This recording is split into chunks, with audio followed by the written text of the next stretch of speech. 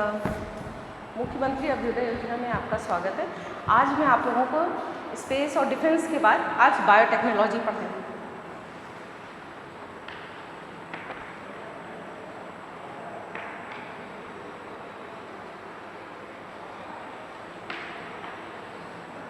Biotechnology का role आप pre में भी काफ़ी है और मेंस में भी काफ़ी है, लेकिन आजकल का जो पैटर्न है उसको करंट से रिलेट करके दिया जाता है। लेकिन सबसे बड़ी बात ये है कि आपको ये मालूम होना चाहिए कि जैसे करंट में कोई न्यूज़ है, मे भी फॉर एग्जांपल अगर डीएनए फिंगरप्रिंटिंग के बारे में आपको पता चल आ गया एक क्वेश्चन, एक न्यूज़ से लेके चलती हूँ। एक लोक निधि एक फाउंडेशन है जिसने ये कहा है कि जो लावारिस शव होते हैं उनका डीएनए फिंगरप्रिंटिंग होना चाहिए ताकि एक पीआईएल दाखिल की गई है, तो उससे ये रहेगा कि जो गुमशुदा लोग हैं उनसे मैच करा के पहचान की जा सकती है। तो ये एक इन जनरल एक न्यूज़ आ गई, हो सकता है प्रश्न आपका बन जाए कि किस फाउंडेशन ने पीआईएल दाखिल की है, और चाहे वो पेपर यूपीएससी हो और या फिर किसी स्टेट का पेपर हो, आप पैटर्न थोड़ा सा बदल गया है। आप यूपी के ही टीसीएस का देख लीजिए, उसमें अब 3 अगर स्टेटमेंट आते हैं तो 2 स्टेटमेंट तो आपके जनरल बेसिक से होंगे और एक करंट से रिलेट कर दिया जाएगा। तो अब यहाँ पर हमको ये जानना ज़रूरी है कि डीएनए फिंगरप्रिंटिंग है क्या। डीएनए फिंगरप्रिंटिंग से पहले हमको ये जानना ज़रूरी है कि व्हाट इज़ डीएनए। डीएनए के साथ फिर काफ़ी चीज़ें जुड़ जाती हैं, जैसे जीन है, क्रोमोसोम है। कई बच्चे तो इसी में कंफ्यूज रहते हैं कि क्रोमोसोम में डीएनए है कि डीएनए में क्रोमोसोम है, और अगर ये क्रोमोसोम है तो ये कौन सी वाला है, प्लस ये किस में पाया जाता है। तो एक छोटा सा बेसिक का क्लास लेके मैं चल रही हूँ, जिससे इन केस फ्यूचर में कभी इस तरह का क्वेश्चन आता है किसी से भी संबंधित, डीएनए रिकॉम्बिनेंट टेक्नोलॉजी से आए, चाहे जेनेटिक इंजीनियरिंग से आए, चाहे जीएम क्रॉप से आए, सबका बेसिक हमको डीएनए, जीन्स, क्रोमोसोम ये समझना पड़ता है। तो सबसे पहले हम आज बात करेंगे इन्हीं सब की, फिर इसके बाद जो भी टेक्निक्स वगैरह आएंगे मैं आप लोगों को पढ़ाऊँगी, फिर करंट में जो भी क्वेश्चन आएंगे आप लोग उसको कर सकते हैं। तो चलिए क्लास स्टार्ट करते हैं। फर्स्ट ऑफ ऑल कुछ ग्लॉसरीज।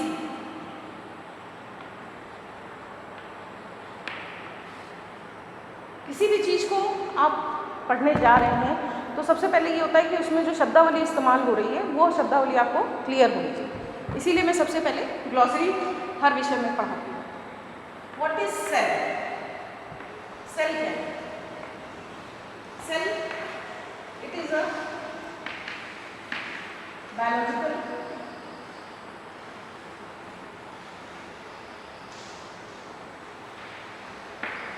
and functional unit of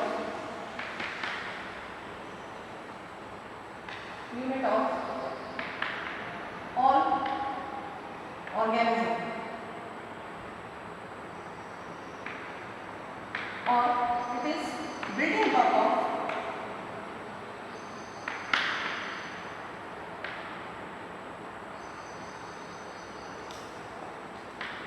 organism। मतलब कि किसी भी ऑर्गेनिज्म के लिए या किसी भी जीवधारी के लिए एक बायोलॉजिकल और फंक्शनल यूनिट क्या कहलाती है? Cell. This term given by Robert Hooke in 1665। आप यहाँ ये बस सोचिएगा कि मैं सेल के अंदर और ज़्यादा आपको पढ़ाने जा रही हूँ, ऐसा नहीं है। बस मुझे ये बताना था कि सेल होती क्या है और ये कितने प्रकार की होती हैं, that is unicellular cell, multicellular cell, eukaryotic cell, prokaryotic cell. यहाँ मेरा उद्देश्य नहीं है कि इन सबको बताना, ये आपका टॉपिक जनरल साइंस में आता है। सेल आई थिंक ये क्लियर हो गया होगा। इसके बाद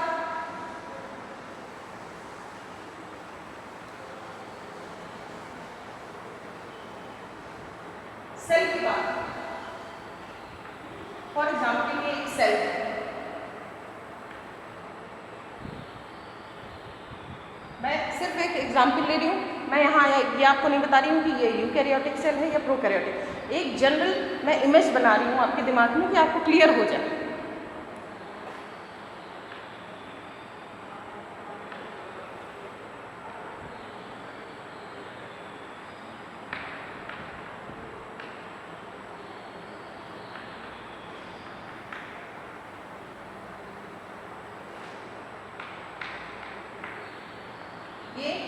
एक सेल है, सेल मेम्ब्रेन वगैरह ये सब आपको कुछ भी नहीं पढ़ना है।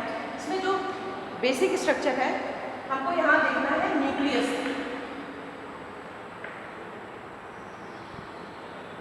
ये एक सेल है जिसका ये न्यूक्लियस है, जिसमें सेल के अंदर साइटोप्लाज्म भरा हुआ है। सेल के अंदर एक लिक्विड मटेरियल होता है जिसको साइटोप्लाज्म कहते हैं। यहाँ पर लिक्विड मटेरियल होता है जिसको साइटोप्लाज्म कहते हैं, जिसमें सेल ऑर्गेनेल्स मीन्स यहाँ पे हम वेल डिफाइंड मल्टीसेलुलर सेल की अगर बात करें तो उसमें सारे सेल ऑर्गेनेल्स अच्छे से पाए जाएंगे। जैसे माइटोकॉन्ड्रिया वेल डेवलप होगा, गोल्गी बॉडी है, राइबोसोम है, ER है, ये सब सेल ऑर्गेनेल्स हैं। ये कहाँ पाए जाते हैं? सेल के साइटोप्लाज्म। सेल के साइटोप्लाज्म में न्यूक्लियस पाया जाता है। न्यूक्लियस 4 भाग होते हैं इसके, दैट इज न्यूक्लियर मेम्ब्रेन। हमारे इंटरेस्ट का टॉपिक ये है, इसी से ही पूरा बायोटेक्नोलॉजी आपको पढ़नी है। तो न्यूक्लियस की जो बाहरी मेम्ब्रेन होगी वो न्यूक्लियर मेम्ब्रेन होगी। जिस तरह यहाँ पर सेल के अंदर एक लिक्विड भरा है तो उसको साइटोप्लाज्म कहते हैं, तो न्यूक्लियस के अंदर जो लिक्विड है उसको हम न्यूक्लियोप्लाज्म या कैरियोप्लाज्म भी कहते हैं। कैरियो का मीन्स होता है न्यूक्लियस, प्लाज्म और कैरियोलेंट भी कहा जाता है।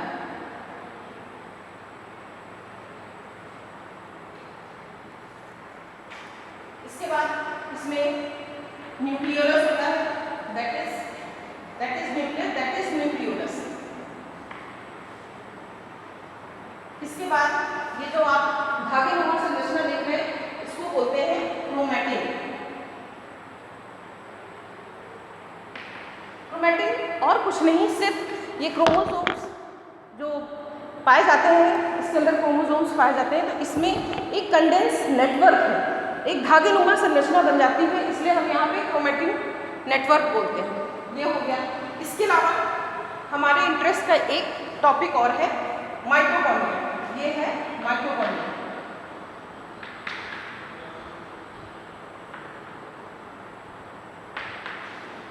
ये एक सेमी ऑटोनोमस सेल ऑर्गेनेल है। सेमी ऑटोनोमस सेल ऑर्गेनेल का मतलब है दिस इज सेमी ऑटोनोमस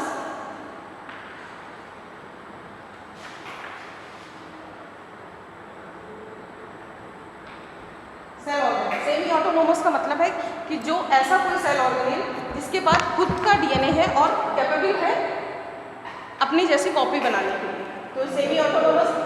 आपसे पूछा जा सकता है कि आपकी बॉडी में से न्यूक्लियस के अलावा DNA कहाँ पाया जाता है, तो आपको ये मालूम होना चाहिए mitochondria. DNA is present. Mitochondria को हम जानते हैं कि it is a powerhouse of the cell.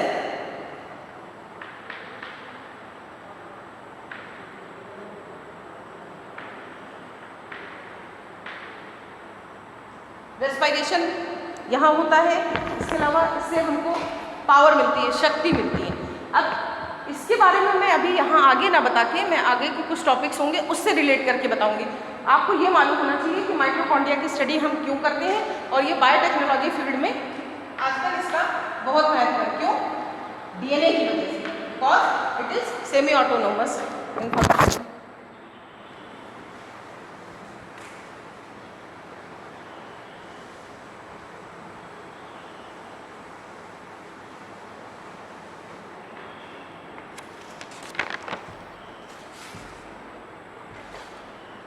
Chromatin network मैंने आपको बताया कि ये थ्रेड लाइक स्ट्रक्चर्स हैं जिनको ओपन करेंगे तो क्रोमोसोम्स का स्ट्रक्चर हमको मिलेगा।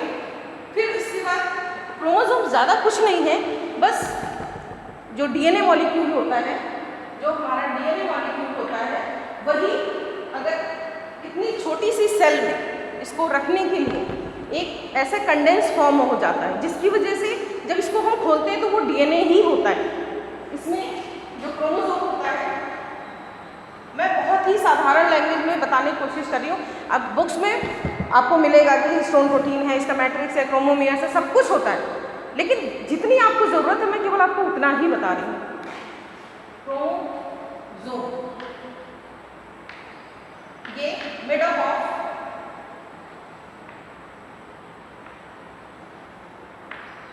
DNA plus histone protein.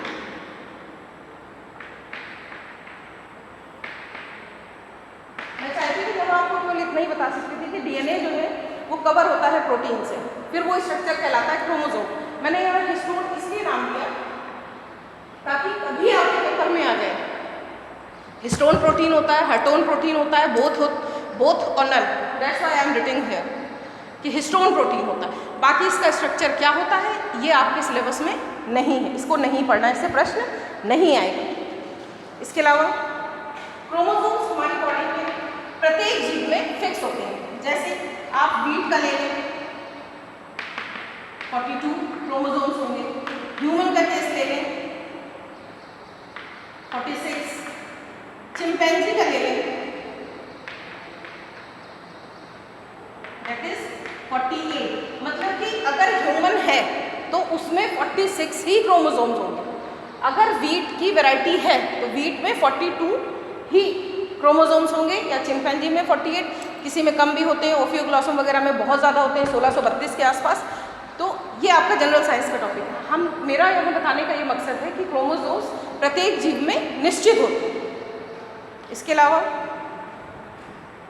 Chromosomes में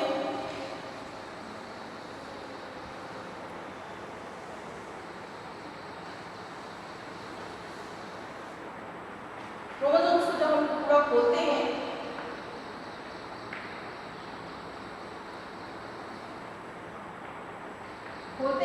तो एक शॉर्ट आर्म होती है और एक लॉन्ग आर्म होती है। एक होती है शॉर्ट आर्म, एक होती है लॉन्ग आर्म। शॉर्ट आर्म को हम टी बोलते हैं और लॉन्ग को हम क्यू बोलते हैं। ये दोनों जगह पे मिलती हैं, दैट पॉइंट इज सेंट्रोमियर।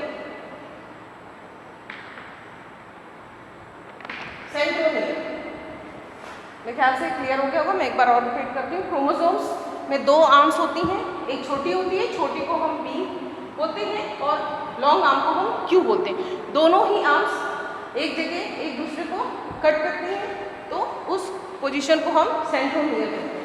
इस सेंट्रोमियर के आधार पर हमने क्रोमोसोम्स को 5 क्लासेस में डिवाइड किया है on the basis of centromere.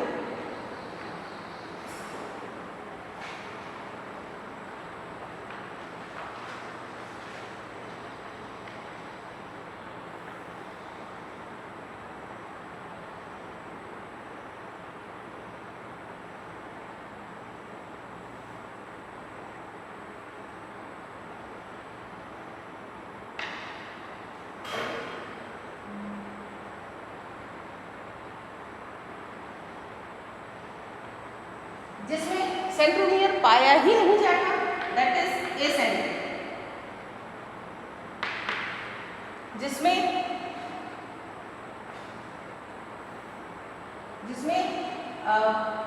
Centromere जो है वो टर्मिनल पोजीशन पे होगा, उसको बोलेंगे टीलोमियर। जिसमें टर्मिनल से थोड़ा सा नीचे है उसको बोलेंगे एक्टोसेंट्रिक।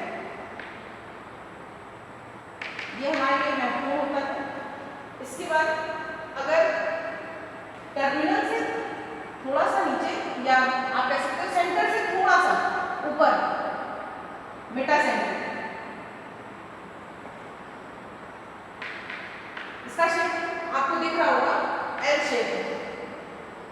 एल शेप है तो आप लोगों से पूछा जाता है कि एल शेप्ड क्रोमोसोम्स किन्हें कहते हैं, तो ये याद रखना, दैट इज एल शेप। इसके बाद ये देखिए वी स्ट्रक्चर बन रहा है। इसका मतलब है कि दोनों आर्म बिल्कुल बीचों बीच सेंट्रोमियर प्रेजेंट है, दैट इज मेटासेंट्रिक। सॉरी, ये सब मेटासेंट्रिक है, ये मेटासेंट्रिक है।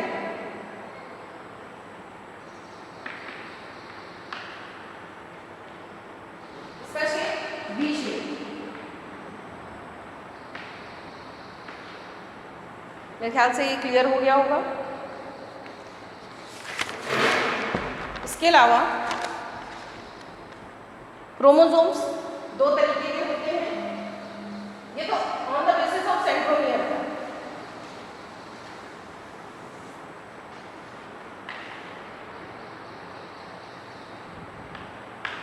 क्रोमोसोम्स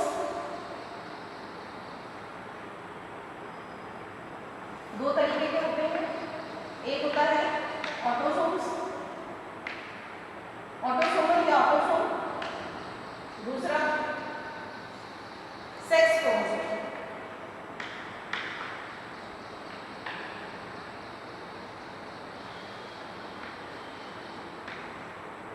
ऑटोसोम मैंने आपको बताया था कि ह्यूमन स्पीशीज में 46 क्रोमोसोम्स होते हैं। इनको आप ये भी कह सकते हैं कि 23 पेयर्स क्रोमोसोम्स होते हैं, ये भी कह सकते हैं। तो ऑटोसोम्स ये 22 पेयर होते हैं और सेक्स क्रोमोसोम 1 पेयर होते हैं। ऑटोसोम्स के माध्यम से हम ये बता सकते हैं कि एक मानव के अंदर शरीर एक होगा, सारे फीचर्स एक होंगे, रंग रूप में परिवर्तन होता है, सब वो ऑटोसोम है, वो एक जनरल फीचर। लेकिन एक मेल फीमेल का निर्धारण हम सेक्स क्रोमोसोम से करते हैं। इनकी आकृति अगर ऐसी आकृति बनती है तो हम बोलते हैं कि फीमेल का, ये फीमेल का साइन होता है। और अगर ऐसी आकृति बनती है तो उसको हम बोलते हैं कि ये मेल का, ये आकृति। अब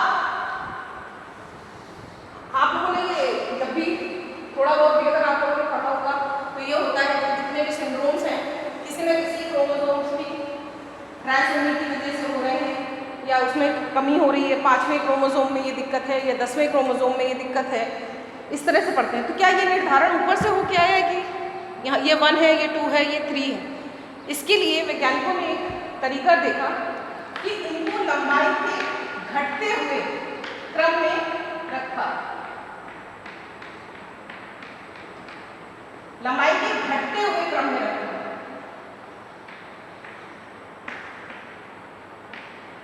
रखकर एक चित्र प्रस्तुत किया, इसके और नंबरिंग दी। एक चित्र द्वारा क्रोमोसोम्स का प्रदर्शन कैरियोटाइप कहलाता है। कैरियोटाइप, इसके बेस पे हम देखते हैं कि आकृति ये 22 पेयर तक तो आपको यही सेम स्ट्रक्चर रहेगा, लेकिन 23वां जोड़ी जो होगा वो या तो ये होगा या ये। इसके आधार पर हम बता देते हैं कि मेल है कि फीमेल। आपने देखा होगा कुछ लोग लिंग परीक्षण कहलाते हैं, तो उनका कोई भी सेल लेके उसका क्रोमोसोम्स का कैरियोटाइप बनाया जाता है। इसके बाद देखा जाता है कि 23वें जोड़ी जो है हमारे कैरियोटाइप की, उसमें कौन सा स्ट्रक्चर बन रहा है, ये वाला बन रहा है कि ये। इसके आधार पर बता दिया जाता है कि वो लड़का है या लड़की।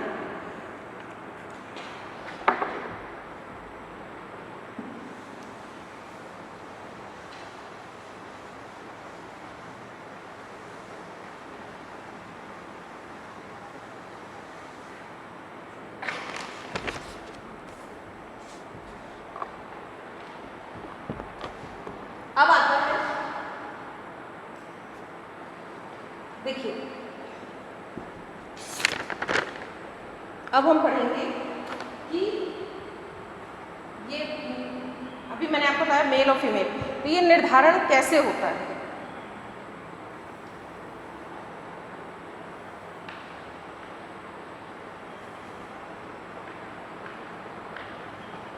देखिए ये स्पर्म है, ये मेल से हमको मिलता है, ये एक सेल है स्पर्म, इसको शुक्राणु भी कहते हैं। इसमें कितने क्रोमोसोम्स होंगे? 23 क्रोमोसोम्स होंगे। इसके बाद फीमेल का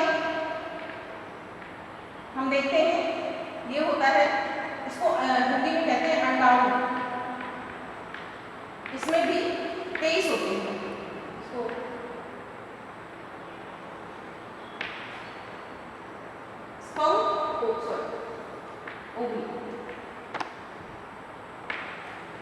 तो स्पर्म ओव्यूल को, ये स्पर्म इस ओव्यूल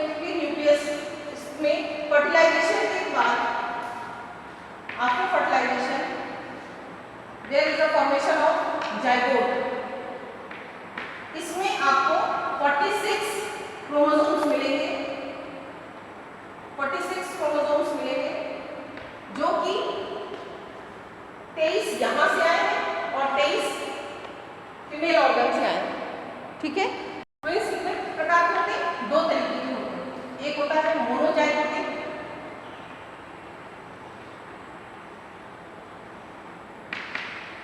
एक होता है डाइजाइगोटिक।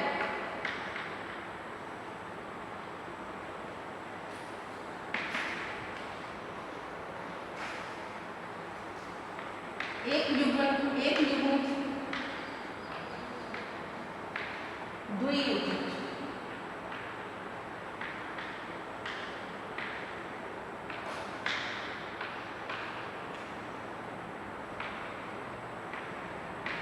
मोनोजाइगोटिक मतलब होता है एक स्पर्म जब एक अंडाणु को फर्टिलाइज करता है, इसने फर्टिलाइज किया तो एक जाइगोट का फॉर्मेशन होता है, एक जाइगोट का फॉर्मेशन होता है।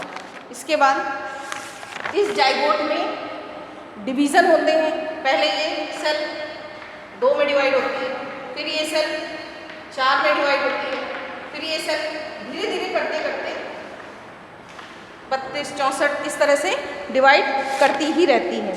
इसके बाद मोनोजाइगोटिक ट्विंस में होता क्या है, जब एक स्पर्म अंडाणु को फर्टिलाइज करता है तो जो जाइगोट बनता है, फर्दर डिवीज़न होता है। अगर ये यहाँ पे, और सबसे बड़ी बात यहाँ एक कॉन्सेप्ट और बता दूँ मैं आपको पहले, तब आपको ये ज़्यादा अच्छे समझ में आएगा। टोटिपोटेंट सेल, टोटिपोटेंट सेल ऐसी सेल जो अपने आप में इतनी सक्षम होती है कि एक संपूर्ण मानव को डेवलप कर सकती है। टोटिपोटेंट, ये जो जाइगोटिक सेल्स होते हैं, जब तक ये डिवीज़न होता रहता है, दीज आर टोटिपोटेंट सेल। अब यहाँ पर अगर ये किसी भी तरह से ये अलग हो जाए, ये यहाँ पर डिवाइड हो रहे हैं, हो सकता है ये अलग हो जाए, तो इस स्टेज पर ये एक अलग मानव का फॉर्मेशन करेगा और एक ये अलग मानव का फॉर्मेशन करेगा। लेकिन यहाँ खास बात ये है, मोनोजाइगोटिक मैंने यहाँ क्यों कहा, एक ही जाइगोट से अलग अलग होने के कारण फॉर्मेशन हुआ। ये होंगे हम शक्ल, ये क्या होंगे, हम शक्ल होंगे। और सबसे बड़ी बात यह है कि ये हम शक्ल होने के साथ साथ ये या तो दोनों मेल होंगे या तो दोनों फीमेल। ये ऐसा नहीं हो सकता कि एक मेल हो दूसरा फीमेल, ऐसा नहीं हो सकता इसमें। यही डिवीज़न 2 है। इसके बाद हो सकता है इस स्टेज पे ना अलग होकर ये इस स्टेज पे अलग हो जाए, तो ये 4 बच्चों को जन्म देंगे और चारों का सेक्स एक ही होगा। ऐसे मोनोजाइगोटिक ट्विंस को हम मैटरनल भी कहते हैं, मैटरनल ट्विंस। और मैटरनल ट्विंस बोलते हैं, या फिर इनको हम कह सकते हैं आइडेंटिकल ट्विंस।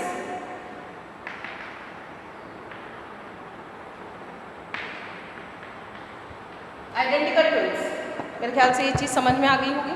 और कभी कभी आपने ये देखा होगा कि कभी कभी ऐसा भी होता है कि ये पूर्णतया अलग ना हो पाए, इस तरह की कोई कंडीशन नहीं है, तो इससे ये रहेगा कि ये अलग डेवलप हो गया और ये अलग, लेकिन इनके शरीर आपस में चिपके रहेंगे। ये आइडेंटिकल ट्विंस ही होंगे। ये यहाँ पर दोनों पूर्णतया अलग हो गए, इसलिए ये अलग अलग हो गए। यहाँ पर इन दो, यहाँ से सेपरेशन के बाद ये कहीं से एक पॉइंट से जुड़े रहे, तो ऐसे बच्चे आइडेंटिकल होंगे और आपस में जुड़े होंगे। ऐसे ट्विंस को हम सियामेल्स कहते हैं।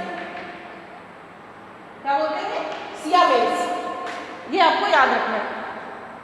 सियामेज ट्विंस भी आइडेंटिकल ट्विंस ही होते हैं, लेकिन पूरी तरीके से जो जाइगोटिक कंडीशन है वो सेपरेट नहीं होती। दैट्स वाई कहीं ना कहीं से ये जुड़े हुए रहते हैं। इसके बाद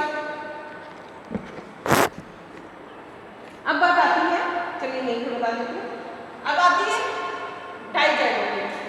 जनरली एक फीमेल के अंदर एक ही अंडाणु बनते हैं, फिर भी ऐसा देखा गया है कभी कभी 2 अंडाणु बन जाते हैं। तो उससे क्या होता है,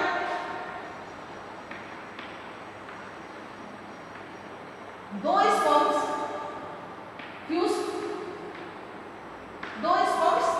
अलग अलग जाइगोट को फर्टिलाइज कर देते हैं। तो इसकी वजह से ये एक अलग बनता चला जाता है और जो जाइगोट होता है एक इंडिपेंडेंट रूप से बनता चला जाता है और जो दूसरा है दूसरा इंडिपेंडेंट रूप से बनता चला जाता है।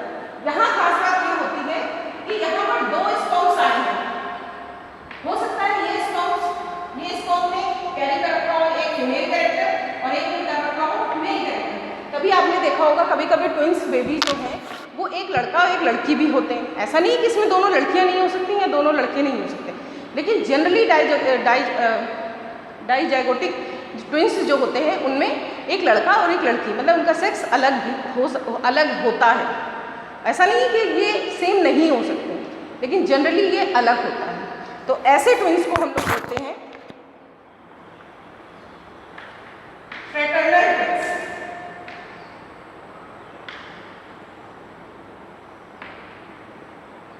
क्या बोलते हैं? Fraternal twins. ये रही ट्विंस की बात। मेरे ख्याल से ये आप लोगों को समझ में आ गया होगा। एक बार मैं और रिपीट करती हूँ इस कॉन्सेप्ट को, फिर इसके बाद आगे बढ़ते हैं, क्योंकि अगर ये आपको कॉन्सेप्ट नहीं समझ में आया तो फिर आप आगे नहीं समझ पाएंगे। देखिए ट्विंस कैसे होते हैं, जुड़वा बच्चे 2 तरीके से होते हैं। एक होता है मोनोजाइगोटिक, दूसरा होता है डाइजाइगोटिक। एक युग्मनजी और 2 युग्मनजी। तो इसमें क्या होता है कि एक फीमेल स्पर्म अंडाणु को पास आता है, फर्टिलाइजेशन होता है, there is a formation of zygote. Zygote में फर्दर 9 महीने तक अपना विखंडन होता चला जाता है। इसके बाद फिर ऑर्गेनेल्स वगैरह बनते हैं। इसके बाद जाइगोट 2 स्टेज में होगा, 4 स्टेज में होगा, फिर 4 8 में होगा, 32 में होगा, 64 में होगा। तो कभी कभी ये जाइगोट ये जो 2 खंड हैं इसमें 2 खंड इंडिपेंडेंटली वर्क करने लगते हैं। तो ये अलग डेवलप हो जाता है और ये अलग डेवलप हो जाता है। तो इससे क्या होता है कि 2 बेबी एक साथ होते हैं। और लेकिन क्योंकि यहाँ पर स्पर्म एक ही फ्यूज किया है, इसलिए ये आइडेंटिकल ट्विंस होंगे और सेम सेक्स के होंगे, आइदर दे आर मेल और फीमेल। इसके अलावा अगर ये खंडन ये अलग तो हुए, लेकिन कहीं ना कहीं से अगर ये जुड़े रहे तो ये सियामेज बनाते हैं। इनकी वो भी आइडेंटिकल ट्विंस होंगे, सेम सेक्स होंगे, लेकिन इनका शरीर हो सकता है सर से जुड़ा हो। आप लोगों ने टीवी वगैरह में देखा होगा, चाहे हो सकता है सर से जुड़ा हो या सीने से जुड़ा हो या एक ही हार्ट हो। इस तरह के आप लोगों ने केसेस देखे होंगे। इसमें सियामेज और मोनोजाइगोटिक को क्या बोलते हैं? मैटरनल ट्विंस और आइडेंटिकल ट्विंस। अब आती है बात डाइजाइगोटिक। डाइजाइगोटिक में क्या होता है? 2 स्पर्म अलग अलग अंडाणु को फर्टिलाइज करते हैं। मेरी बात को ध्यान दीजिएगा, 2 स्पर्म अलग अलग अंडाणु को फर्टिलाइज करते हैं। इसके बाद एक इंडिपेंडेंट अलग जाइगोट का फॉर्मेशन होता है, इंडिपेंडेंट अलग उसका फॉर्मेशन होता है। इसके बाद ये सेम सेक्स के हो भी सकते हैं, लेकिन जनरली ये अलग सेक्स के होते हैं, इसलिए इनको फ्रेटर्नल ट्विंस भी कहा जाता है। ये भी पॉसिबल है कि इनमें जो डिवीजन हो आगे हो सकता है ये 2 स्टेज पे, ये जैसे मैंने आपको बताया था कि यहाँ पर अलग अलग हो गए, तो वो अलग अलग अगर होंगे, ये अलग अलग होंगे, तो जो इनका सेक्स होगा वो इसके आइडेंटिकल होगा, और जो अगर ये वाला डिवाइड हुआ तो इसके अकॉर्डिंग होगा, इस स्पर्म के अकॉर्डिंग होगा जो यहाँ से इसको मिला है। आपने अभी हाल ही में न्यूज़ देखी होगी कि अफ्रीका में एक साथ 9 या 10 बच्चों को जन्म दिया। तो ये सब कैसे पॉसिबल है? इन्हीं वजह से पॉसिबल है। और ये इन्वायरमेंट का भी इसमें बहुत फ़र्क पड़ता है। ये सब चीज़ें आपको मैं आगे बताऊंगी कि ये कैसे इफ़ेक्ट करता है इन्वायरमेंट हमारे फीचर्स को। आपने टर्म सुना, आपने अभी काफ़ी कोरोना पेंडेमिक में आपने ये बहुत देखा होगा कि इतने वेरिएंट्स आ चुके हैं, इस समय तो डेल्टा वेरिएंट है। तो ये म्यूटेशन कैसे हो गया है, इसको कहीं ना कहीं इन्वायरमेंट इफ़ेक्ट कर रही है। तो ये सब चीज़ें मैं आपको आगे बताऊंगी। अभी फिलहाल ट्विंस का कॉन्सेप्ट यहाँ फिनिश होता है। इसके बाद हम देखते हैं, अच्छा एक बात बताइए, हम लोग जनरली जो है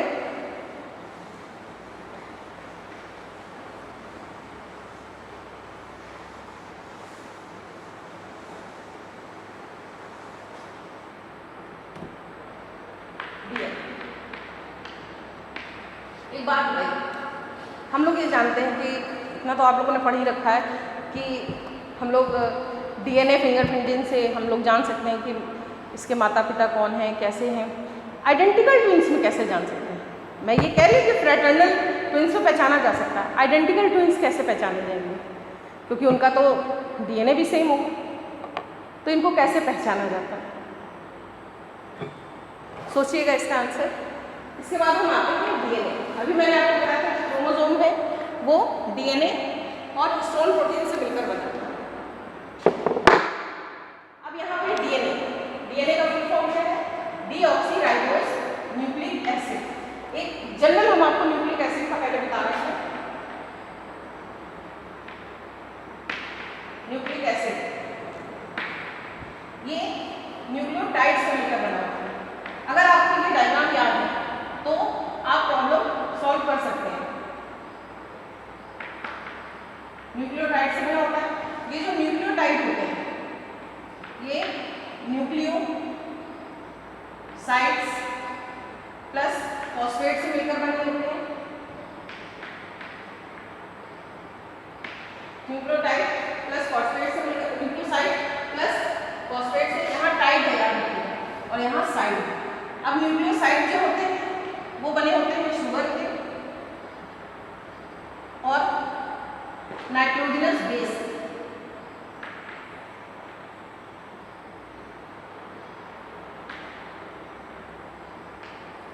न्यूक्लिक एसिड किससे बने होते हैं? न्यूक्लियोटाइड किससे बना होता है? Nucleoside plus phosphate. न्यूक्लियोसाइड किससे बना होता है? Sugar plus nitrogenous base. Sugar nucleic acid में दो तरीके से होती है।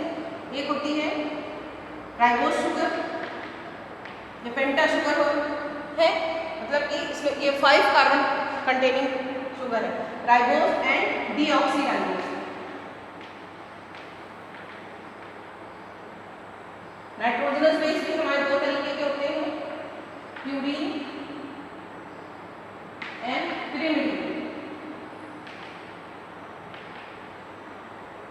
प्यूरीन भी हमारे दो तरीके के हैं, adenine guanine, adenine guanine. pyrimidine हमारे 3 तरीके के हैं, थायमिन, साइटोसिन एंड यूरेसिल।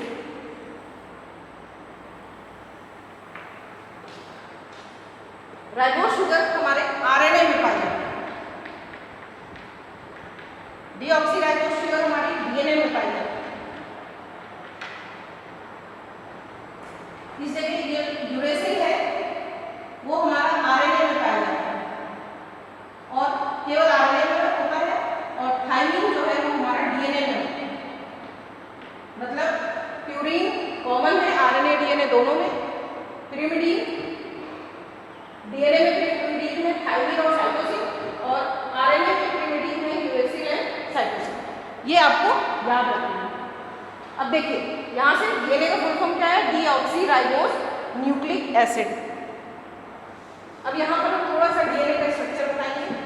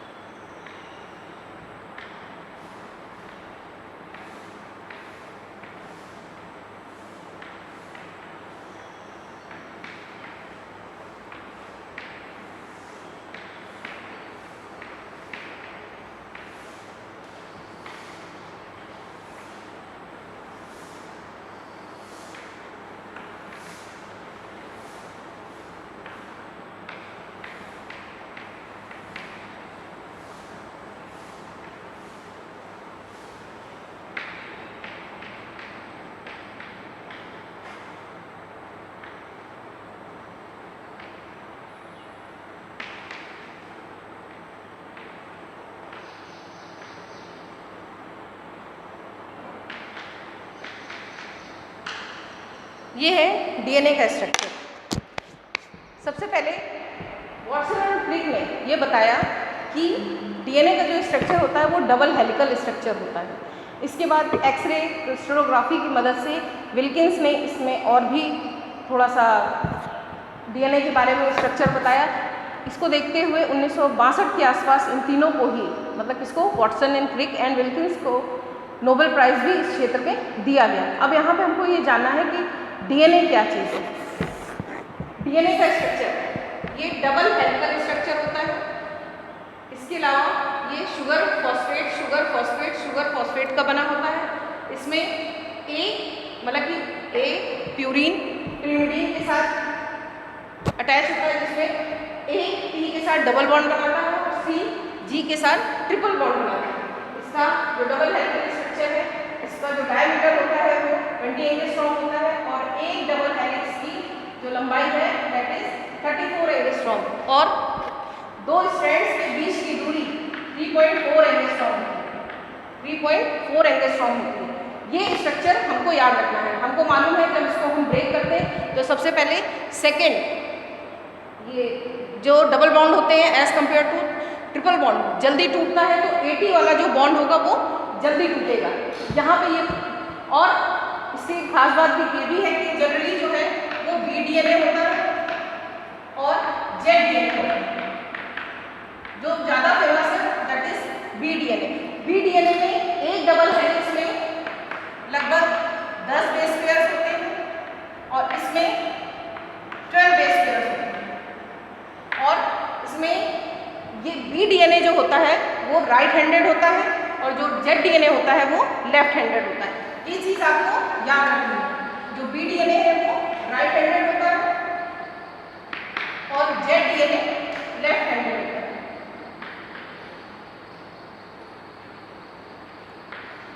ये क्वेश्चन आपके बेसिक में पूछा जा सकता है, इसलिए मैंने इसका स्ट्रक्चर आप लोग को एक्सप्लेन कर दिया है। इसके अलावा नेक्स्ट टॉपिक है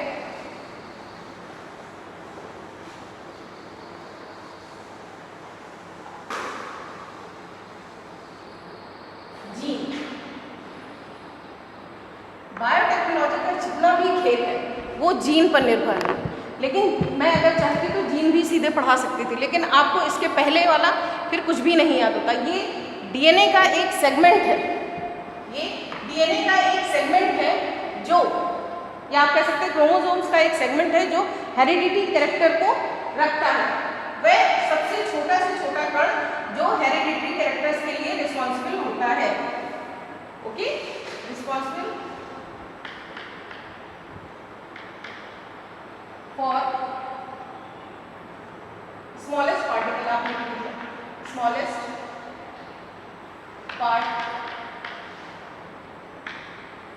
which is responsible for hereditary characters। अनुवांशिक लक्षणों के जो स्मॉलेस्ट पार्ट जो रिस्पॉन्सिबल होता है उसको कहते हैं जीन।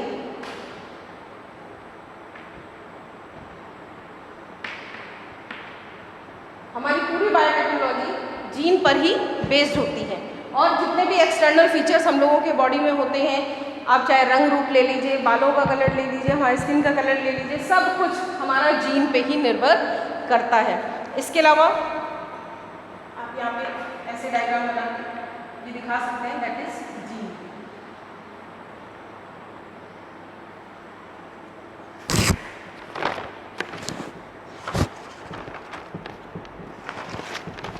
इसके अलावा नेक्स्ट टॉपिक है हमारा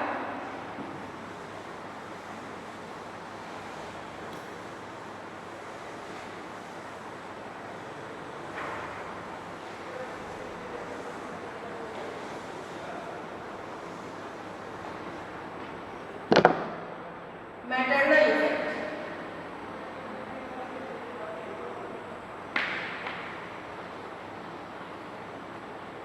इसको हिंदी में कहते हैं मातृत्व प्रभाव।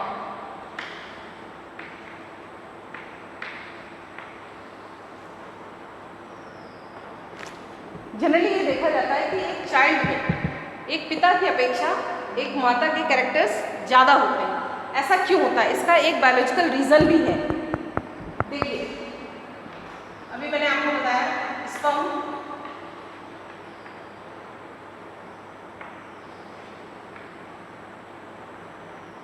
ओवा को फ्यूज करता है, ओवा को फ्यूज करता है आफ्टर फर्टिलाइजेशन, तो इससे केवल जाइगोट का फॉर्मेशन होता है, लेकिन इससे केवल न्यूक्लियस ही जाता है। इसमें जाइगोट में मेल का केवल न्यूक्लियस जाता है और पूरी बॉडी फीमेल की रहती है। मैं फिर से रिपीट कर दूं, स्पर्म का केवल और केवल आगे वाला हिस्सा जहाँ पे न्यूक्लियस होता है वो फीमेल के ओवा में जाता है। इसके अलावा पूरा स्ट्रक्चर जो ये होता है वो फीमेल का होता है और इसमें माइटोकॉन्ड्रियल जीन पाए जाते हैं। माइटोकॉन्ड्रियल जीन पाए जाते हैं जो बच्चों में रिस्पॉन्सिबल होते हैं किसी भी कैरेक्टर्स के लिए। यही कारण है कि मेल में किसी भी चाइल्ड में फीमेल के माँ के कैरेक्टर्स ज़्यादा होते हैं as compare to male father, because सारा जितना भी ऑर्गन है वो सारा मदर का ही होता है। स्पर्म का केवल न्यूक्लियस आता है, इसलिए कहा जाता है, इसी को कहते हैं मैटरनल इफेक्ट या मातृत्व इफेक्ट, क्योंकि केवल जाइगोट में केवल और केवल स्पर्म का न्यूक्लियस आता है, बाकी जितना स्ट्रक्चर होता है वो ओवम का होता है। इसलिए कहा जाता है कि माँ के कैरेक्टर्स ज़्यादा हैं। आई थिंक ये क्लियर हो गया होगा।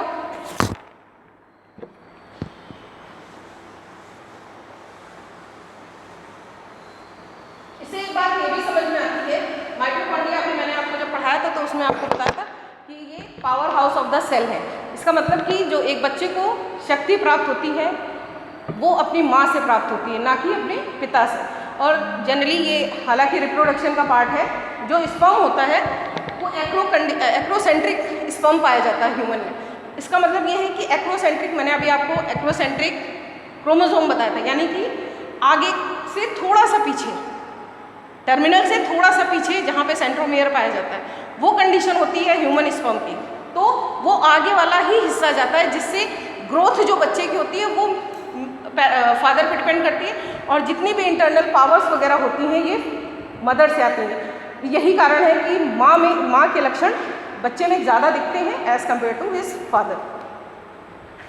इसके बाद नेक्स्ट टॉपिक है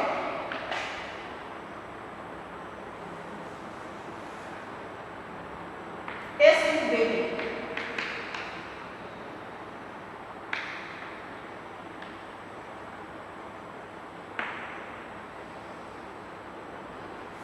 आप लोगों ने इसका नाम सुना होगा, test tube baby. Test tube baby का मतलब ये नहीं है कि टेस्ट ट्यूब में बेबी बन रहा है, ऐसा नहीं है। मैं टेस्ट ट्यूब बेबी से समझाने से पहले आपको एक स्ट्रक्चर बताती हूँ। अगर ये स्ट्रक्चर आपको याद रहेगा तो ये चीज़ आप कंफ्यूज नहीं होंगे।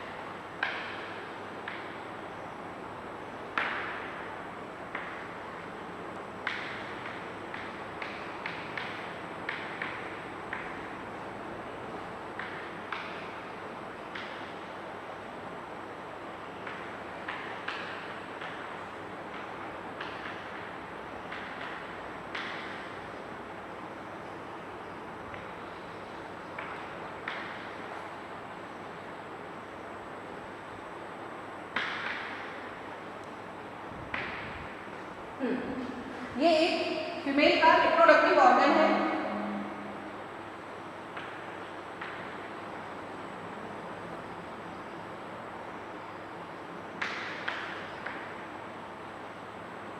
ये फीमेल का रिप्रोडक्टिव ऑर्गन है, मादा प्रजनन अंग। इसमें क्या है, ये आपको अंदर स्ट्रक्चर दिख रहा है, दैट इज गर्भाशय या यूट्रस, जहाँ पर बेबी ग्रोथ करता है। इसके बाद ये है ओवरी, जहाँ पर ओवम का फॉर्मेशन होता है, फॉर्मेशन ऑफ ओवा, या आप कह सकते हैं अंडाणु, इसका निर्माण होता है। ये है फैलोपियन ट्यूब। फैलोपियन ट्यूब में फर्टिलाइजेशन होता है, फर्टिलाइजेशन या हिंदी में आप कह सकते हैं निषेचन होता है।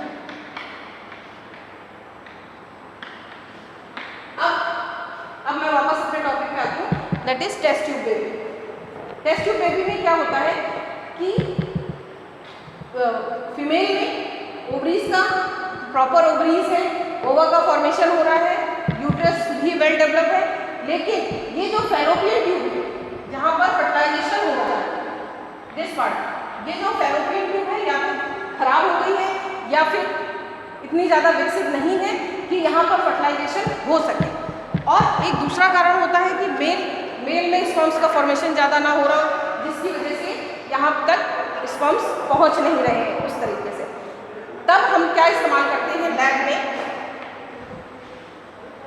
ये प्रोसेस को हम एक टेस्ट ट्यूब के अंदर, जहाँ पर एक ओवा एक स्पर्म को फ्यूज कराते हैं, मतलब कि फर्टिलाइजेशन कराते हैं, फर्टिलाइजेशन कराते हैं एक टेस्ट ट्यूब के अंदर। टेस्ट ट्यूब के अंदर हम फर्टिलाइजेशन कराते हैं। इसके बाद इलेक्ट्रिक शॉक देकर, इलेक्ट्रिक शॉक, क्योंकि ये अगर अपने आप डिवीजन इसने प्रारंभ कर दिया सो फॉर सो गुड, अगर ये नहीं करता है तो इसमें हम इलेक्ट्रिक शॉक देते हैं। इलेक्ट्रिक शॉक देने से इसमें डिवीजन स्टार्ट हो जाता है। जाइगोट में 2 सेल स्टेज होगा, 4 सेल स्टेज होगा, इसी तरह 8, 16, जब तक 32 सेल स्टेज नहीं आ जाती तब तक इसको हम इलेक्ट्रिक शॉक देते हैं। और जब ये 32 सेल स्टेज हो जाती है then we transfer into females womb, means गर्भाशय में इसको कर देते हैं। ये कंडीशन कि टेस्ट ट्यूब बेबी में भी मदर का गर्भाशय प्रॉपर वर्क करना चाहिए, क्योंकि अभी तक लैब में ऐसी कोई भी कंडीशन नहीं हुई है कि आप माँ की गर्भाशय में जो भी परिस्थितियाँ होती हैं वो आप एक लैब में डेवलप कर सकें। अगर भविष्य में अगर ऐसा कभी होता है तो ये पॉसिबल है कि लैब में ही बच्चे को बनाया जा सकता है, लेकिन ऐसा क्योंकि पॉसिबल नहीं हुआ है अभी तक हमारी साइंस इतना डेवलप नहीं हुई है। ये एक प्राकृतिक चीज़ है कि यहाँ पर माँ के यूट्रस में जो भी कंडीशन, नेचुरल कंडीशन है, वही बच्चे को ग्रोथ करा सकती है। इसलिए टेस्ट ट्यूब बेबी में हम टेस्ट ट्यूब में केवल फर्टिलाइजेशन कराते हैं, और ऐसे पर्सन का कराते हैं जिसमें फैलोपियन ट्यूब जो है हमारी वेल डेवलप नहीं है या स्पर्म्स की संख्या इतनी नहीं है, उसके लिए हम ये टेक्निक इस्तेमाल करते हैं। टेस्ट ट्यूब बेबी को हम, आपने नाम सुना होगा IVF, that is in vitro fertilization. There are 2 types of fertilisation.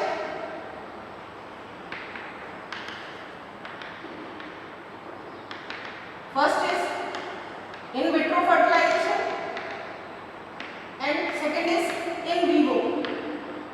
In vivo means प्राकृतिक रूप से जो फर्टिलाइजेशन हो रहा है, मीन्स फैलोपियन ट्यूब में जो फर्टिलाइजेशन हो रहा है, दैट इज इन विवो। आपने एक सुना होगा विवो फोन भी आ रहा है, यानी कि वो ये दिखाना चाहते हैं कि विवो मीन्स प्राकृतिक रूप से ये बना है। ये जस्ट मैंने आपको बताया। इसके बाद इन टेस्ट ट्यूब बेबी को IVF भी बोलते हैं, that is in vitro fertilization. मेरे ख्याल से ये क्लियर हो गया होगा। एक बार मैं फिर से रिपीट कर देती हूँ। टेस्ट ट्यूब बेबी अगर आपके मेंस में आ जाए तो इस पर आप टिप्पणी लिखिए या कुछ विचार व्यक्त करिए, और क्या ये भारत जैसे देश में जहाँ पर इतनी ज़्यादा जनसंख्या है, क्या ये उचित है?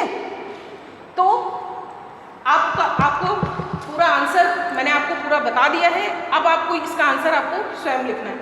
यहाँ पर आपको इतना दिमाग में रखना है कि फीमेल स्ट्रक्चर क्या होता है। ये फैलोपियन ट्यूब है। फैलोपियन ट्यूब अगर वेल डेवलप नहीं होगी या उसमें कोई अड़चन है या हो सकता है कि कोई गांठ पड़ जाए, तब ब्लॉक हो जाती है, उस कंडीशन में फर्टिलाइजेशन प्रोसेस नहीं होता है, या स्पॉन्स कम बन रहे हैं तब ये कंडीशन करनी पड़ती। तो केवल टेस्ट ट्यूब बेबी इसलिए कहा जाता है क्योंकि इसमें हम जो फर्टिलाइजेशन है वो टेस्ट ट्यूब में करते हैं, बाकी वो बच्चा डेवलप माँ के गर्भाशय में ही कर सकता है, क्योंकि इस तरह की परिस्थितियाँ और किसी में नहीं पाई जाती। और टेस्ट ट्यूब में आपसे पूछ सकता है कि IVF क्या है या इन विवो क्या होता है, तो ये मैंने आपको क्लियर कर दिया। और रही बात, ऐसा नहीं है कि भारत पॉपुलेशन बहुत अधिक है तो ऐसे में मैं प्रेफर करूँगी कि IVF वगैरह इन सब में ऐसा नहीं है कि आप 100% सक्सेसफुल हो जाएंगे। ये बहुत पेनफुल प्रोसेस भी होता है और चांसेस हो भी सकते हैं और नहीं भी हो सकते। केवल इन्हीं के बेस पे नहीं होता है, हो सकता है कि मदर के इतनी हेल्थ इश्यूज़ हो एक्स्ट्रा, तो उसमें भी ये सक्सेसफुल हो सकता है, ना हो पाए। तो ऐसे कंडीशन में तो मैं प्रेफर करूँगी कि आप बच्चा गोद ले सकते हैं जिस तरीके से भारत की पॉपुलेशन है। बाकी कुछ रूढ़िवादी लोगों में उन्हें ये रहता है कि नहीं, हमारे कुल का दीपक ही होना चाहिए। तो कुल का दीपक बने रहने से कोई फ़ायदा नहीं होता है। कोई ऐसा नहीं कि वो कुछ हिस्ट्री लिख देंगे अगर कुल का दीपक अगर आ गया। तो ये आजकल इस सोच से हमको ऊपर उठना होता है। तो और हमको ज़्यादा से ज़्यादा बच्चे जो बेसहारा हो जाते हैं कुछ, उनको करना चाहिए। हाँ, जहाँ आवश्यकता हो, मैं ये नहीं कहती कि ये प्रोसेस गलत है। अगर इस चीज़ को डिस्कवर किया गया है तो बिल्कुल करना चाहिए, लेकिन अगर आपके सामने अगर ये ऑप्शन आए तो मेरे ख्याल से पहले ऑप्शन गोद लेने आना प्रेफर करना चाहिए। That is about test tube baby. Next topic है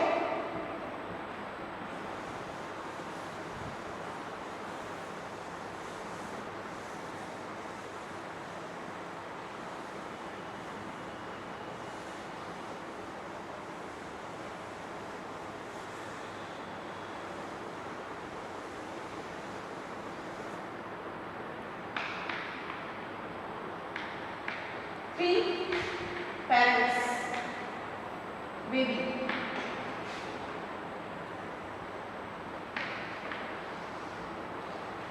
pre parents baby as name indicate, जो भी चाइल्ड होगा या बेबी होगा उसमें 3 पेरेंट्स के कैरेक्टर्स होंगे। यहाँ पर जनरली मेल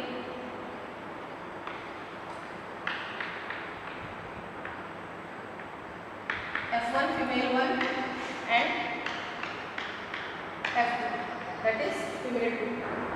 जनरली सबसे पहले 3 पेरेंट का जो कॉन्सेप्ट है वो USA में आया, लेकिन USA में 2009 पे जब बच्चा एक डेवलप किया गया इस प्रोसेस से तो वो बच्चा ख़त्म हो गया। तो अमेरिका ने 2009 से ही इस पर प्रतिबंध लगा दिया था। इसके बाद साइंटिस्ट रुकते तो है नहीं, तो साइंटिस्ट ने मैक्सिको में जाकर एक बच्चे को जन्म दिया, इस प्रोसेस से एक बच्चे को जन्म दिया जो कि सक्सेसफुल भी हुआ। इसके बाद ब्रिटेन है, इन देशों में इनको मान्यता मिल गई। तो जब विकसित देशों में जब ऐसी चीज़ों को मान्यता मिल जाती है तो डेवलपिंग कंट्रीज़ में एक होड़ सी होती है। तो अब हम यहाँ देखते हैं कि 3 पेरेंट्स बेबी क्या है। जनरली 3 पेरेंट्स बेबी वहाँ पे काम आते हैं जहाँ पर जो फीमेल होती है उसमें ले सिंड्रोम होता है। ले सिंड्रोम,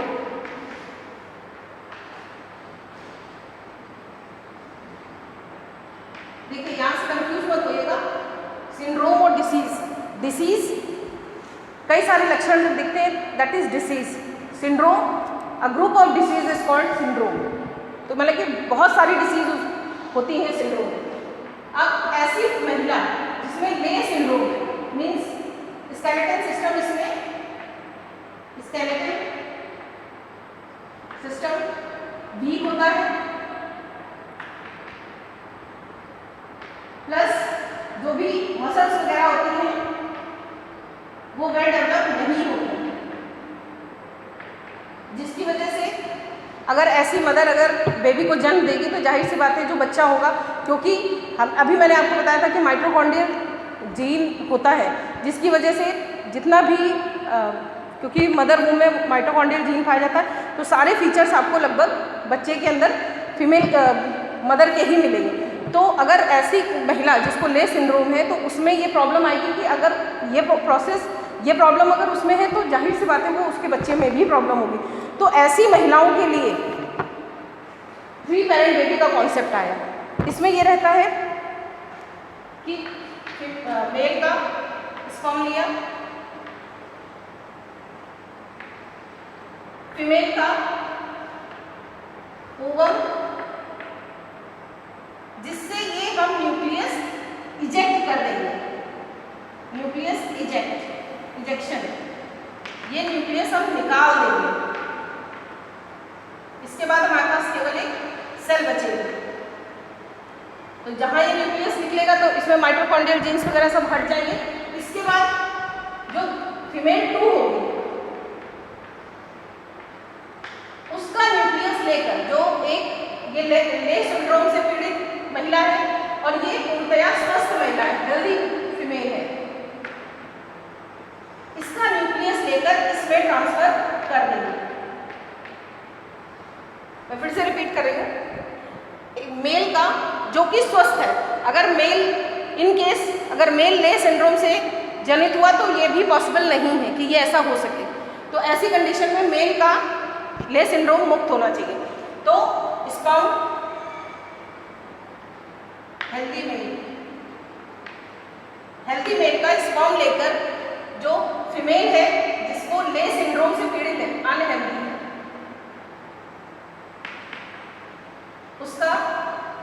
उसके अंडाणु से या ओवा से हम न्यूक्लियस इजेक्शन कर देंगे, न्यूक्लियस निकाल देंगे और दूसरी महिला जो कि हेल्दी है उसके शरीर का न्यूक्लियस लेके वापस जो अनहेल्दी फीमेल है उसमें इसको फिट कर देंगे। इसके बाद इसे जनरल प्रोसेस से ये बच्चे को बर्थ देंगे। तो यहाँ ये कंडीशन हो जाएगी कि ये तीनों के ही जो भी बच्चा इसमें पैदा होगा उसमें इसके भी कैरेक्टर्स होंगे, इसके भी कैरेक्टर्स होंगे इसमें, और ये बच्चा ले सिंड्रोम से पीड़ित नहीं होगा। 3 पेरेंट बेबी का कॉन्सेप्ट ये है। उम्मीद है आपको समझ में आ गया होगा।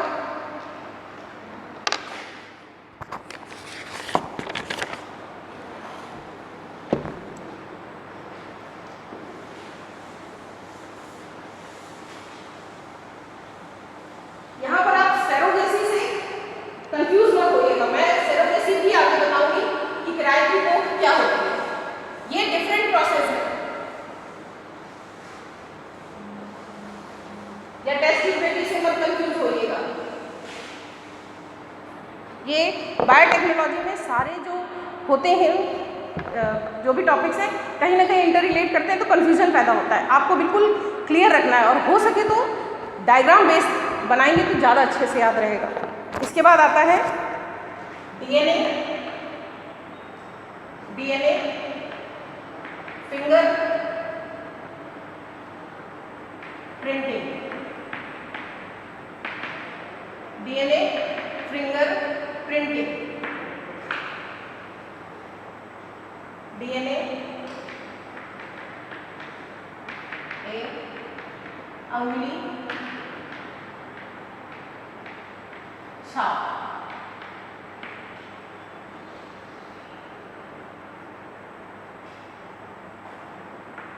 मैं कोशिश कर रही हूँ कि आप लोगों को हिंदी भी प्रोवाइड कर दूँ, लेकिन मैं आपसे फिर भी रिक्वेस्ट करूँगी कि साइंस और टेक्नोलॉजी वाला पोर्शन आप इंग्लिश में टर्मिनोलॉजी करेंगे तो ज़्यादा अच्छा रहेगा। और बाकी मैं जितना आपको यहाँ हिंदी में दे सकती हूँ मैं देने का प्रयास कर रही हूँ। आइए अब चलते हैं डीएनए फिंगरप्रिंट। एलिस ज़ेफर ने डीएनए फिंगरप्रिंटिंग की खोज की। DNA fingerprinting discovered by Alec Jeffreys. इनको father of known as father of DNA fingerprinting. Lal Singh ये यहाँ से सीख के आए। इसके बाद भारत में इन्होंने डीएनए फिंगरप्रिंटिंग का प्रोसेस स्टार्ट किया, तो बोल सकते हैं father of Indian DNA fingerprinting, father of Indian DNA fingerprinting. अब देखना है कि फिंगरप्रिंटिंग है क्या।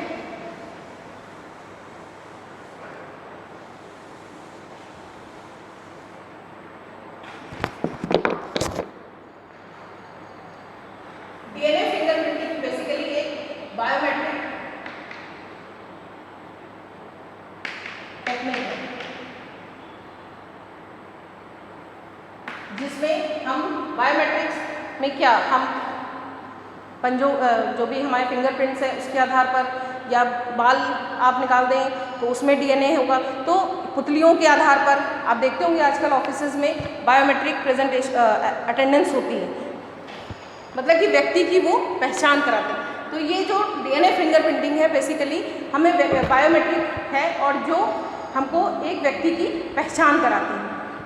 अब ये होता क्या है, ये देखिए,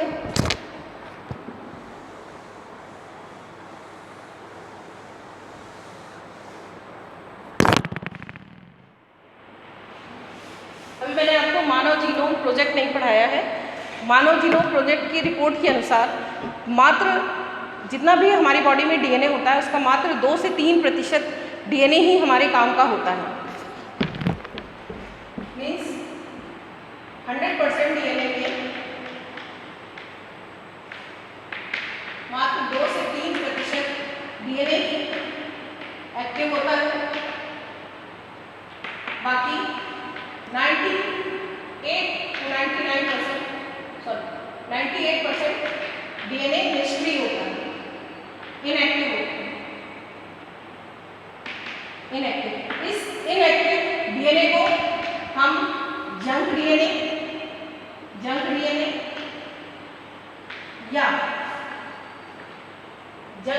या सैटेलाइट डीएनए कहते हैं।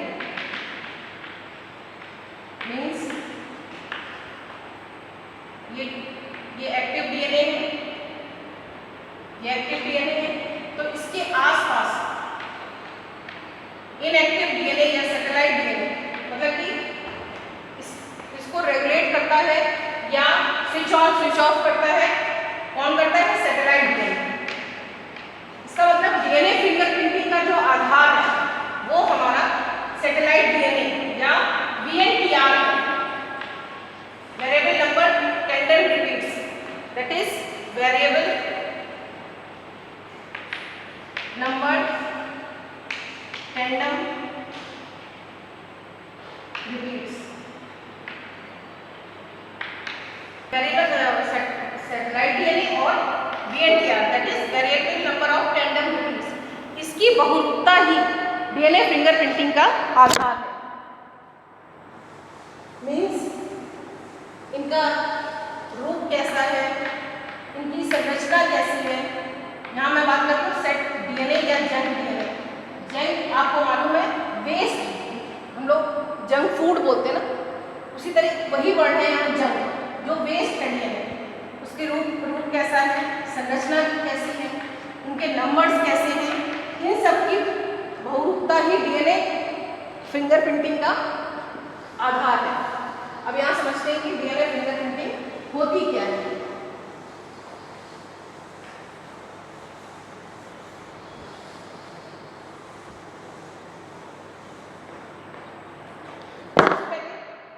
मान लीजिए कहीं भी आपने देखा होगा, कहीं भी अपराध हो रहा है, अगर वहाँ पे आपको किसी भी अपराधी का अगर बाल मिल जाए या इवन उसके नाखून का एक टुकड़ा भी मिल जाए तो उसके बेस पे आजकल अपराधी पहचाने जाने लगते हैं। या फिर आपने देखा होगा एनडी तिवारी जी का एक बहुत फेमस किस्सा आया था न्यूज़ पे कि उन्होंने अपने बच्चे को मारने से इनकार कर दिया था, तो वहाँ पे डीएनए फिंगरप्रिंटिंग की हेल्प ली गई थी, जिसके आधार पे उनको बाद में एनडी तिवारी जी को ही झुकना पड़ा था क्योंकि वो फादर सिद्ध हो गए थे। तो ये सब चीज़ें हम डीएनए फिंगरप्रिंटिंग के माध्यम से करते हैं। अब देखिए कैसे, अगर आपको किसी भी व्यक्ति की सेल मिल जाए, कोई भी सेल मिल जाए, इसके बाद जो डीएनए कंटेनिंग सेल, इसके बाद इसमें क्रोमोसोम्स इसके लेंगे, क्रोमोसोम्स लेंगे इसके, क्रोमोसोम्स लेने के बाद इसको पीसीआर एक उपकरण होता है जो इसकी डुप्लीकेट्स कॉपीज वगैरह बना देते, एक चेन रिएक्शन होती है, that is polymerase chain reaction. Chain reaction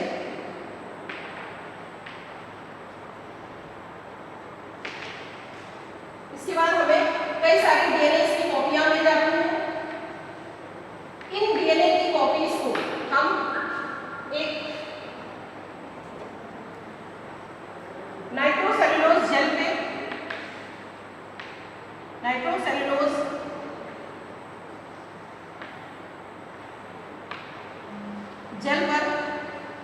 डाल देते हैं। इसके बाद जेल में डालने के बाद इलेक्ट्रोफोरेसिस एक प्रोसेस होता है, इलेक्ट्रोफोरेसिस। इसकी इलेक्ट्रोफोरेसिस करते हैं, मतलब यहाँ पे जेल है, यहाँ पर डीएनए के टुकड़े पड़े हुए हैं। हमको मालूम है कि जो डीएनए निगेटिव आयन कंटेन करता है या ऋणावेशित होता है। अब जो कोई भी बॉडी अगर ऋणावेशित है तो वो पॉजिटिव की तरफ चलने लगती है जब उसमें हम धारा का प्रवाह करते हैं।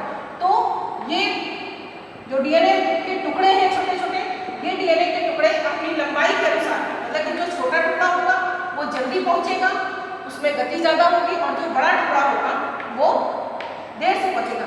तो इस तरीके से एक हमारे पास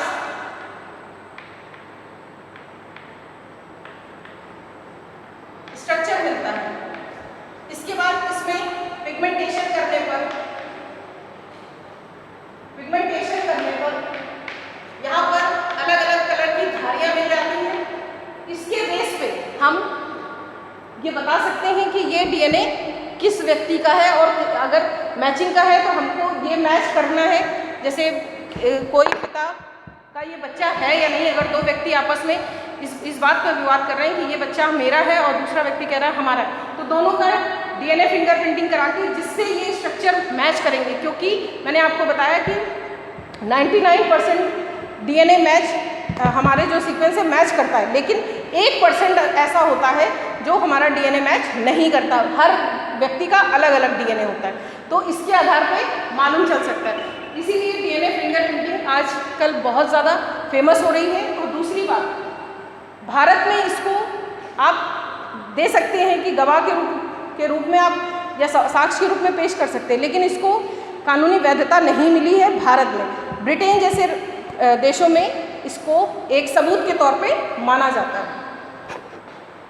मैं आप एक बार और रिपीट कर दे रही हूँ, ये इम्पोर्टेंट टॉपिक है और इसके ऊपर प्रश्न आने के चांसेस इसलिए ज़्यादा हैं क्योंकि अभी 6 महीने पहले ही मैंने जब क्लास की शुरुआत हुई थी तो मैंने इसका नाम भी लिया था।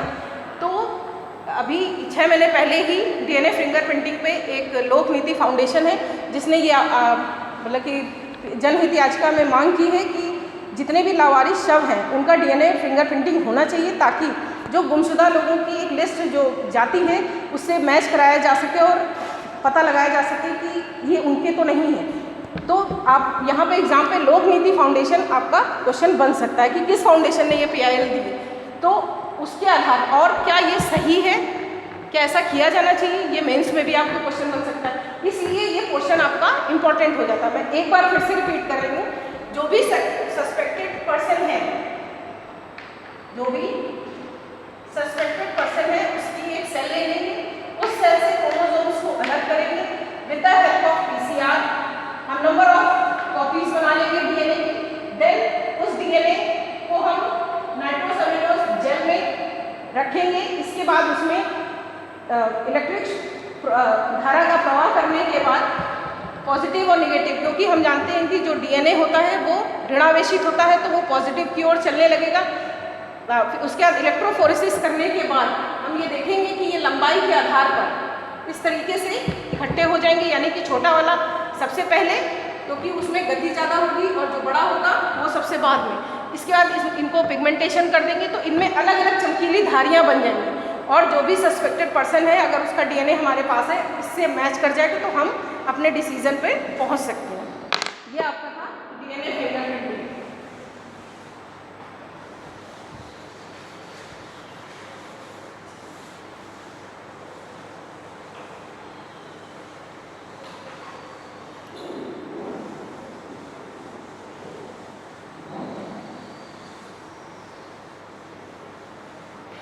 नेक्स्ट टॉपिक है सेरोगेसी।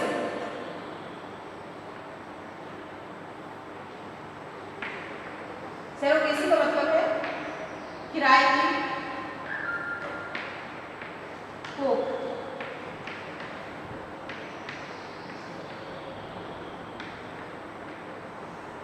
आजकल आप लोग समाचारों में सेरोगेसी वर्ड काफ़ी सुन रहे होंगे। ये काफ़ी फेमस हुआ है, बड़े बड़े फिल्म स्टार वगैरह भी हैं, अपना फिगर ना खराब हो तो सरोगेसी की मदद ले रहे हैं। और सरोगेसी कभी कभी कुछ महिलाएं ऐसी होती हैं जो बच्चा को जन्म देने में सक्षम नहीं होती हैं, वो भी सरोगेसी मदर का कॉन्सेप्ट इस्तेमाल कर रही हैं। लेकिन सरोगेसी की इस तरह के, पहले मैं आपको सरोगेसी बता देती हूँ होता क्या, फिर इसके लाभ हानि के बारे में मैं बताऊँगी। सरोगेसी में क्या होता है, मेल का स्पर्म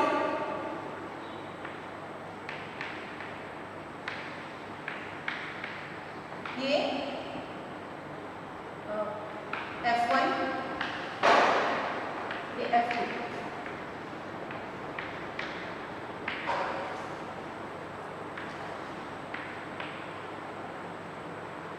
जब ये स्पर्म और सरोगेसी मेनली उन औरतों में होती है जिनका यूट्रस सक्षम नहीं होता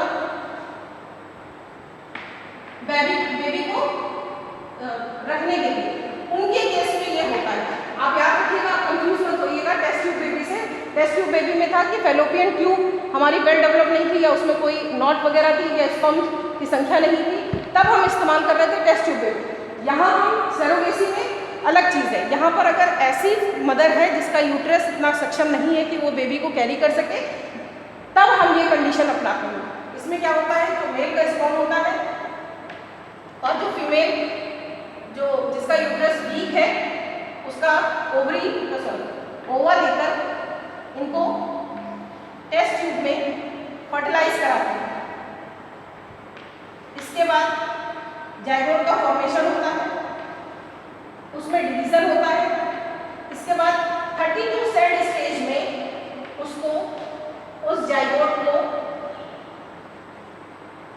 हम दूसरी फीमेल के वोम में या यूट्रस में ट्रांसफर कर देते हैं।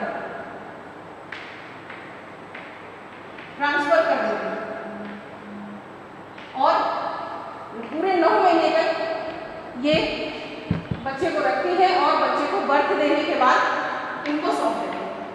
मीन्स बायोलॉजिकल मदर तो ये है F1 है, लेकिन सोशल मदर F2 है।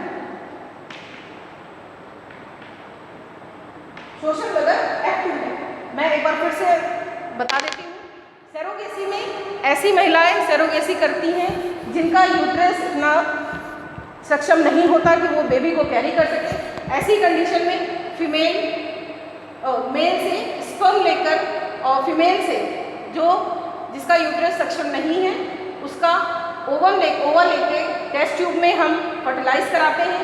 इसके बाद जाइगोट का फॉर्मेशन होता है, फिर उसमें डिवीज़न होता है। फिर उसके बाद जब 32 सेल स्टेज जाइगोट हो जाता है, देन इसको हम हेल्दी वुमेन में ट्रांसफर कर देते हैं। आफ्टर 9 मंथ ये एक बेबी को जन्म देता है जो इनको सौंप दी जाती है। और बाकी फिर इस बच्चे से इसका कोई मतलब नहीं होता। कहने के लिए साइंटिफिकली हम देखें कि बायोलॉजिकली ये माँ ये है, लेकिन सोशली मदर इसको कहा जाएगा क्योंकि ये बच्चे को जन्म दे रही है। ये एक प्रोसेस अच्छी प्रवृत्ति के लिए लाया गया था, लेकिन इसको लोगों ने, ऐसी औरतें भी कुछ होती हैं जो आर्थिक रूप से दक्ष नहीं होती, तो वो इसको, क्योंकि किराए की कोख है, इसमें पैसा तो मिलता ही है, तो औरतों ने ये अपना एक तरह से कि आर्थिक रूप से सक्षमता के लिए इसको अपना एक बना रखा है तरीका कि हम ऐसे करेंगे। तो इससे बहुत ज़्यादा प्रॉब्लम्स होती हैं, पारिवारिक प्रॉब्लम्स भी उत्पन्न होती हैं, दलालों का जन्म कह सकते हैं कि मार्केट में बहुत मिल जाते हैं। प्लस जो महिला लगातार सरोगेसी करती है तो उसमें कुछ हेल्थ इश्यूज आ जाते हैं। दूसरी बात, पारिवारिक उलझनें भी होती हैं, क्योंकि क्योंकि उसके ऊपर वो और जो उसके खुद के बच्चे होते हैं वो उन पर इतना ध्यान नहीं दे पाती है, क्योंकि उसका पूरा ध्यान सरोगेसी पे लगा रहता है। इसका एक उदाहरण मैं देना चाहूँगी। जापान में एक ऐसा केस हुआ था जिसमें जो दंपत्ति थे भारत आए, उन्होंने सरोगेट मदर को सरोगेसी से एक बच्चे को ऑप्ट किया। 4 महीने बाद हस्बैंड और वाइफ अलग हो गए, उनमें डिवोर्स हो गया। तो उसके बाद उस बच्चे की परवरिश किसके हाथ में आई? जो सरोगेट मदर थी। तो ऐसे में ऐसी वुमेन्स के ऊपर एक आर्थिक बोझ उत्पन्न होता है, साथ में ये जो मैं किस्सा बता रही हूँ ये गुजरात का था। इसी तरह का एक ब्रिटेन से भी दंपत्ति आए, उन्होंने महाराष्ट्र में सरोगेट मदर को ऑप्ट किया। उसके बाद वो बच्चे को वो जर्मनी लेके चले गए। जब उनको नागरिकता की बात आई कि ये किस देश का नागरिक है, तो उसको वहाँ की नागरिकता नहीं मिली। प्लस वो जब भारत आए नागरिकता के लिए उस बच्चे के लिए, तो भारत ने भी उसकी नागरिकता नहीं दी, क्योंकि भारत नागरिकता या तो जन्म से यहाँ हुआ हो या फिर कई सारे फैक्टर्स हैं, या फिर उनके कोई पूर्वज यहाँ रहे हो, तो भारत ने भी नागरिकता नहीं दी। तो ऐसी कंडीशन में उस बच्चे की नागरिकता क्या होगी ये डिफाइन नहीं हो पाता। प्लस इसके बाद सिंगल पेरेंट्स की जो एक होड़ रहती है वो स्टार्ट होगी। और कई बॉलीवुड स्टार्स वगैरह ने अपना फिगर ना बर्बाद हो तो वो सरोगेट मदर को ऑप्ट करने लगे, और क्योंकि आर्थिक कमी के कारण औरतें ऐसी तैयार भी हो जाती हैं। प्लस ट्रांसजेंडर्स भी इसमें पीछे नहीं रहे। तो ऐसी कंडीशन को देखते हुए 2017 में सुप्रीम कोर्ट ने इसमें रोक लगा दी, और 2019 में कुछ प्रावधान किए जिसके इसको रोका जा सके। फॉर एग्जाम्पल इसमें सज़ा का प्रावधान किया गया, कारावास का प्रावधान किया गया।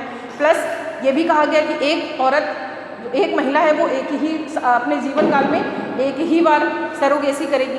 प्लस अगर ऐसे माँ बाप जो सरोगेट मदर चाहते हैं तो उनकी कम से कम शादी 5 साल तक हो चुकी हो, 5 साल बाद ही सरोगेट मदर का ऑप्शन ले सकते हैं। तो इस तरह के काफ़ी उसमें ले रखा गया था, दिशा निर्देश दिए गए जिससे इस पर कंट्रोल पाया जा सके, नहीं तो ये एक तरह से बढ़ती चली जा रही थी। नेक्स्ट टॉपिक है ह्यूमन जीनोम प्रोजेक्ट। मैं नेक्स्ट टर्न पे आप लोगों को पढ़ाऊंगी। अभी यहाँ पे प्रश्न होता है कि क्या एक जीव दूसरी जीव, जैसे आप लोगों ने खच्चर सुने होंगे कि खच्चर क्या होता है, हिन्नी क्या होती है, तो उसमें ये याद रखिएगा कि कभी कभी आपके प्री में आ जाता है, तो मैं आपको बता रही हूँ। अगर मेल जो गधा होता है, अगर मेल यूज किया बिटवीन क्रॉस कराया जाए फीमेल हॉर्स से, मतलब तो इनके फर्टिलाइजेशन के फलस्वरूप जो स्ट्रक्चर बने दैट इज म्यूल, इसको हिंदी में खच्चर कहा जाता है। लेकिन ये याद रखिएगा ये फर्टिलाइजेशन इनमें नहीं, ये फर्टिलाइजेशन नहीं कर सकते, ये फर्टिलाइज नहीं होते। ये ऐसा नहीं कि इनकी आगे की पीढ़ी बन जाएगी अनफर्टिलाइज्ड।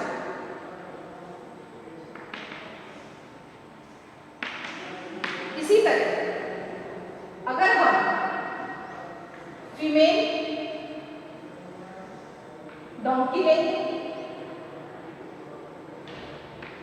और मेल हॉर्स लेंगे, तो यहाँ पर हिन्नी का जन्म, हिन्नी प्रोड्यूस होगी। ये भी अनफर्टिलाइज्ड होगी, फर्टिलाइजेशन इनमें नहीं होता है।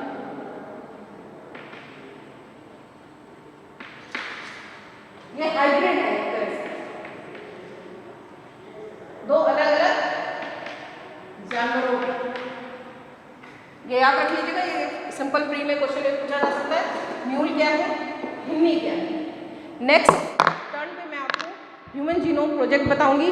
उसके बाद recombinant DNA technology, genetic engineering, GM crops, ये सब कंटिन्यू करूंगी। एलोप्लॉइडी वगैरह भी मैं आपको बताऊंगी, और कोशिश करूंगी कि अगले टर्न तक आपका बायोटेक्नोलॉजी पोर्शन खत्म हो जाए। स्टेम सेल क्या होती है, स्टेम सेल थेरेपी क्या होती है, जीन एडिटिंग क्या है, और कुछ क्वेश्चंस करंट के रिलेट करके मैं आपको बताऊंगी। तब के थैंक यू।